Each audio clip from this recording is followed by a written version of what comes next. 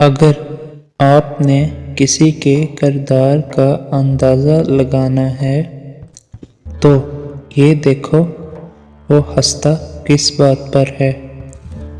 شریف عورت جس سے ایک دفعہ جڑ جائے بس پھر وہی اس کا سب کچھ ہوتا ہے، کسی اور کے سائے کا سوال ہی پیدا نہیں ہوتا۔ جان دے دے گی لیکن شرک کا خیال تک نہیں لائے گی۔ اس سوچ اور انتظار میں کہ دوسرا بھی اچھا ہو، ہم ہی اچھا کیوں بنیں، یقین کریں کہ دوسرے کے اچھے ہونے کے انتظار میں ہم اچھا وقت اور اچھائی کا موقع کھو دیتے ہیں۔ کم بولنے والا لڑکا اور زیادہ بولنے والی لڑکی ایک مکمل جوڑی ہوتی ہے۔ کبھی بھی شادی کے کھانے کی برائی مت کرو۔ بیٹی کے باپ کی پوری عمر لگی ہوتی ہے صرف اس ایک وقت کے کھانے کے لیے۔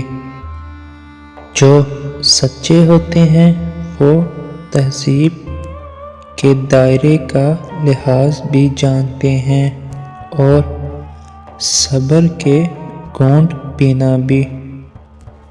ہر انسان کے اندر دو بیڑیے ہوتے ہیں، ایک اچھائی کا اور دوسرا برائی کا۔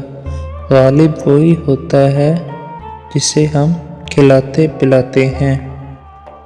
مرد کے دکھ خاموشی کی کوکھ میں جنم لیتے ہیں اور اندر ہی اندر سرایت کرتے جاتے ہیں، جبکہ عورت کے آنسو ہر طرف شور مچاتے ہیں۔ زندگی آخر کار رلا دیتی ہے، پھر چاہے ہم اپنے ماں باپ کے کتنے ہی لاڈلے نہ ہوں۔